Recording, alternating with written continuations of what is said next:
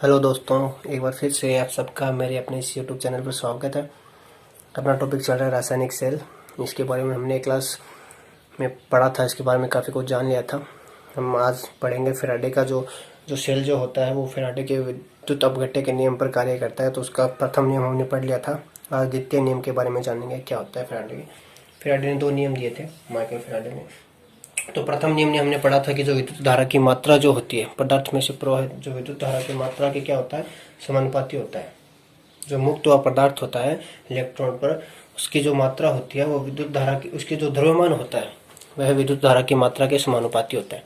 तो आज दूसरा नियम पढ़ेंगे। दूसरा नियम क्या कहता है कि एक ही मान की विद्युत धारा,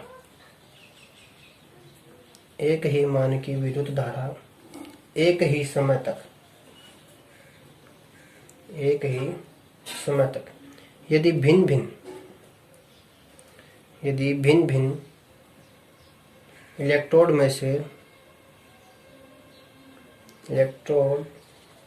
इलेक्ट्रोलाइट जो होता है, भिन्न इलेक्ट्रोलाइट में से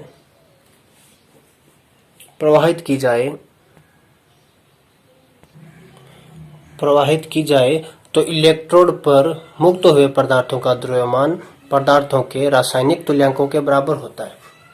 यहाँ फिर से देखो ध्यान से, फैराडे का दूसरा नियम क्या कह रहा है कि एक ही मान की विद्युत धारा और एक ही समय तक, समान मान की विद्युत धारा होती है और समान समय तक यदि हम भिन्न भिन्न इलेक्ट्रोलाइट, अलग अलग इलेक्ट्रोलाइट जो घोल होता है उसमें अगर प्रवाहित करें तो उस इलेक्ट्रोड पर जो मुक्त हुआ जो पदार्थ होगा, उस पदार्थ का जो रासायनिक तुल्यांक होगा वो क्या होगा, बराबर होगा। मैंने आपको विद्युत रासायनिक तुल्यांक के बारे में बताया था कल। विद्युत रासायनिक तुल्यांक को Z से दर्शाते हैं और जो रासायनिक तुल्यांक होता है उसको W से प्रदर्शित करते हैं। ये बात ध्यान में रखनी है आपको। विद्युत रासायनिक तुल्यांक को Z से प्रदर्शित करते हैं और रासायनिक तुल्यांक को W से प्रदर्शित करते हैं। अब एक बार समझो इसको। हम एक पात्र लेते हैं, सेल बनाते हैं, अलग अलग इलेक्ट्रोलाइट का घोल लेते हैं अलग अलग। ये मैंने इसमें इलेक्ट्रोलाइट डाल दिया इस तरह से। ये इस तरह से मैंने 3 पात्र ले लिए। ये अलग अलग घोल डालिए, इसमें अलग घोल डालिए, इसमें अलग इलेक्ट्रोलाइट डालिए, इसमें भी अलग डालिए। इस तरह से 3 अलग अलग ले लिए। अब इसमें हमें एक ही समय तक और एक ही समान मान की क्या करनी है, धारा प्रवाहित करनी है। यानी कि 1 एम्पीयर धारा प्रवाहित कर रहे हैं 1 सेकंड समय तक। ये बात ध्यान में रखनी है। 1 एम्पीयर की धारा प्रवाहित कराएंगे इस घोल के अंदर और 1 सेकंड समय तक करवाएंगे। इसमें इलेक्ट्रोड वगैरह होते हैं इस तरह से। अब क्या होगा, नियम क्या कह रहा है दूसरा, कि इसमें जो एक ही मान की विद्युत धारा और एक ही समय तक, एक ही मान की विद्युत धारा यानी कि 1 एम्पीयर विद्युत धारा ले रहे हैं, 1 सेकंड समय तक हम प्रवाहित कर रहे हैं। तो जो भिन्न भिन्न इलेक्ट्रोलाइट जो होता है, अलग अलग जो इलेक्ट्रोलाइट होता है उसमें प्रवाहित अगर कराएं ये धारा, तो इलेक्ट्रोड पर जो मुक्त हुआ जो पदार्थ होगा उस पदार्थ का जो ध्रुवमान यानी कि भार जो उस पदार्थ का होगा उस रासायनिक तुल्यांक के क्या होगा, बराबर होगा। यानी कि इस तरह से कह सकते हैं, मैं इस पहले को जो m से, द्रव्यमान को m से प्रदर्शित करते हैं, ठीक है। पहला पात्र का जो m1 से प्रदर्शित कर रहा हूं इसको, ये किसके समानुपाती होता है, विद्युत जो रासायनिक तुल्यांक होता है उसके समानुपाती होता है, ठीक है। ये W1 यानी कि पहले पात्र की बात कर रहे हैं हम। दूसरे की बात करें तो यही नियम है, द्रव्यमान जो होता है वो समानुपाती होता है किसके, रासायनिक तुल्यांक के, ठीक है। इस तरह से भिन्न भिन्न इलेक्ट्रोलाइट है ना ये, तो भिन्न भिन्न इलेक्ट्रोलाइट में से प्रवाहित धारा जो करवाओगे एक ही मान की विद्युत धारा, तो क्या होगा, जो द्रव्यमान होगा वो रासायनिक तुल्यांक के क्या होता है, समानुपाती होता है। तो फैराडे का द्वितीय नियम ये कह रहा है। एक बार फिर से देख लेना वीडियो को रिवाइज करके, अगर समझ में ना आया तो अच्छे से समझ लेना इसको। M क्या होता है, द्रव्यमान होता है और रासायनिक तुल्यांक को किससे प्रदर्शित करते हैं, W से प्रदर्शित करते हैं। और जो विद्युत रासायनिक तुल्यांक होता है उसको Z से प्रदर्शित करते हैं। यह बात ध्यान रखनी है आपको। अब देखते हैं विद्युत रासायनिक तुल्यांक जो है वो होता क्या है, Z से इसको प्रदर्शित करते हैं। तो ये होता क्या है, देखो इसके बारे में, कि किसी पदार्थ का विद्युत रासायनिक तुल्यांक, कोई भी पदार्थ हो सकता है, किसी पदार्थ का विद्युत रासायनिक तुल्यांक, पदार्थ का वह द्रव्यमान होता है, पदार्थ का वह द्रव्यमान होता है जो एक कूलाम आवेश द्वारा, एक कूलाम जो आवेश होता है उसके द्वारा जो अपना विलयन होता है, घोल जो होता है, इलेक्ट्रोलाइट जो होता है, विलयन से मुक्त अथवा संयुक्त किया जा सकता है। विद्युत रासायनिक तुल्यांक क्या होता है कि किसी पदार्थ का विद्युत रासायनिक तुल्यांक, पदार्थ का वह द्रव्यमान होता है, उस पदार्थ का वह भार होता है जो एक कूलाम आवेश द्वारा, एक कूलाम आवेश की आप विद्युत धारा उस विलयन में से प्रवाहित करोगे तो उस विलयन द्वारा मुक्त या संयुक्त किया जा सकता है। वो क्या कहलाता है? विद्युत रासायनिक तुल्यांक कहते हैं उसे। इसको जेड द्वारा प्रदर्शित किया जाता है, ये बात आपको ध्यान में रखनी है। इसका जो मात्रक होता है विद्युत रासायनिक तुल्यांक का, पिछली क्लास में मैंने आपको बताया था, ग्राम प्रति कूलाम होता है। ये बात भी ध्यान में रखनी है आपको। एम जो होता है, एम बराबर सूत्र भी बताया था मैंने आपको, जेड इंटू आई इंटू टी बताया था। विद्युत रासायनिक द्रव्यमान जो होता है जेड आई टी, ये सूत्र से इस तरह से सवाल पूछे जाते हैं कई बार। अब ये तो जान लिया विद्युत रासायनिक तुल्यांक के बारे में। अब रासायनिक तुल्यांक के बारे में जान लेते हैं ये क्या होता है। रासायनिक तुल्यांक जो होता है उसको डब्ल्यू द्वारा प्रदर्शित किया जाता है, ये ध्यान रखनी है आपको बहुत। और रासायनिक तुल्यांक बराबर जो सूत्र होता है वो होता है परमाणु भार बटे संयोजकता। ये सूत्र भी आपको ध्यान में रखना है, कई बार सीधा पूछ लेता है पेपर में। ठीक है, रासायनिक तुल्यांक क्या होता है? परमाणु भार और संयोजकता का क्या होता है? अनुपात होता है रासायनिक तुल्यांक, उसको जेड द्वारा प्रदर्शित किया जाता है। ये सारी बातें जान ली। अब देखते हैं आगे, देखो सेल के प्रकार के बारे में देखते हैं। जो सेल जो होते हैं रासायनिक सेल, वो कितने प्रकार के होते हैं? तो सेल दो प्रकार की होती है, बात आपको ध्यान में रखनी है। सेल जो होते हैं वो दो प्रकार के होते हैं। कौन कौन से होते हैं वो देखो। पहला जो होता है उसे कहते हैं प्राथमिक सेल कहते हैं। पहला कौन सा होता है? प्राथमिक सेल, यानी कि प्राइमरी सेल कहते हैं जैसे इंग्लिश में। दूसरा होता है द्वितीयक सेल, जिसको सेकेंडरी सेल भी कहते हैं। तो सेल हमेशा दो प्रकार के होते हैं। एक तो प्राइमरी सेल होते हैं, प्राइमरी कौन से होते हैं उनके बारे में देखेंगे। एक होते हैं द्वितीयक सेल, सेल दो प्रकार के होते हैं। द्वितीयक सेलों में कौन कौन से सेल आते हैं उनके बारे में भी देखेंगे। देखते हैं, पहले देखते हैं प्राइमरी सेल के बारे में कि प्राइमरी सेल कौन कौन से होते हैं। प्राथमिक सेल में देखो, प्राथमिक सेल कहते किसे हैं, पहले तो इसकी परिभाषा जान लेते हैं कि कौन से सेलों को प्राथमिक सेल कहते हैं। तो रासायनिक क्रियाओं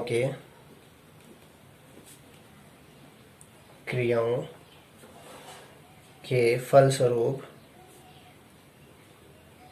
रासायनिक क्रियाओं के फलस्वरूप विद्युत वाहक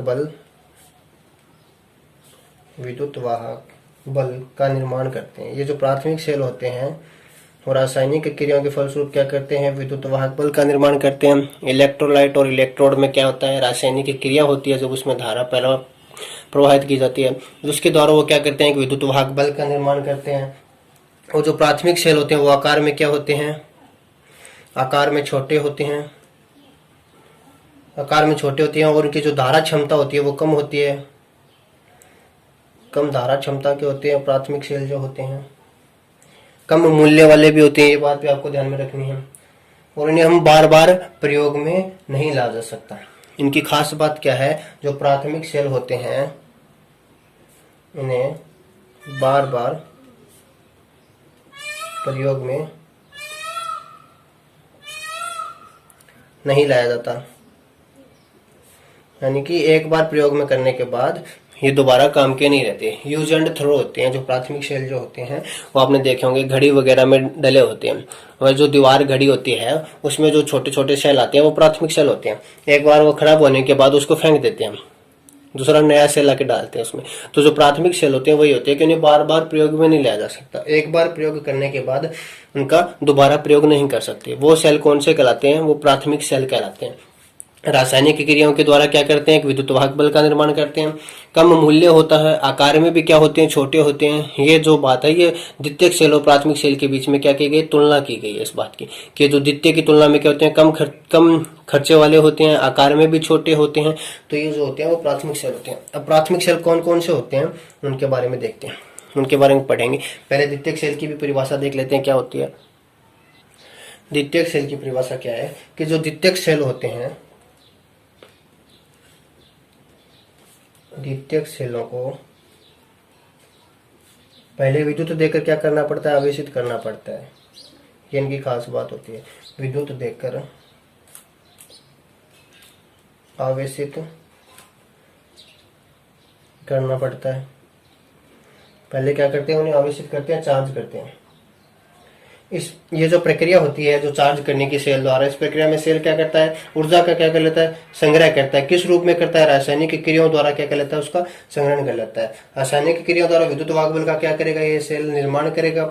और इस सेल की जो द्वितीयक सेल होते हैं इसे क्या कहते हैं, भंडारण सेल भी कहते हैं। द्वितीयक सेलों को कौन सा सेल कहते हैं, भंडारण सेल भी कहते हैं। ये बात भी ध्यान रखनी है, पूछ लेता है कि भंडारण सेल किसे कहते हैं, द्वितीयक सेलों को कहते हैं। ठीक है, आकार में क्या होते हैं, ये भारी होते हैं। प्राथमिक सेलों के अगर बीच में तुलना करें इनकी, तो ये द्रव्यमान में भी भारी होंगे, कम जो अधिक मूल्य होंगे उसकी तुलना में। ये बात भी देखनी है आपको। और जो इनकी जो धारा क्षमता होती है, यानी कि जो वोल्टेज, जो विद्युत वाहक बल का जो मान होता है वो प्राथमिक सेलों की तुलना में ज्यादा होता है। अब इन जो सेलों की खास बात हो रहा है वो क्या है कि इन्हें हम बार बार प्रयोग में ला सकते हैं। इन्हें बार बार रिचार्ज करके प्रयोग में ला सकते हैं।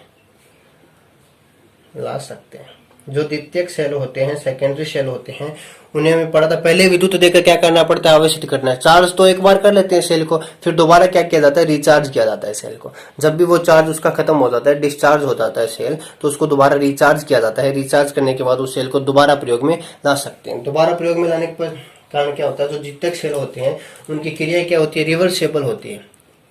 द्वितीयक सेलों को क्या बोलते हैं, रासायनिक जो क्रिया होती है इनकी, रासायनिक क्रिया द्वितीयक सेलों में क्या होती है, उत्क्रमणीय होती है, यानी कि बार बार प्रयोग में लाने योग्य होती है। उत्क्रमणीय को इंग्लिश में रिवर्सेबल बोलते हैं और उत्क्रमणीय होती है।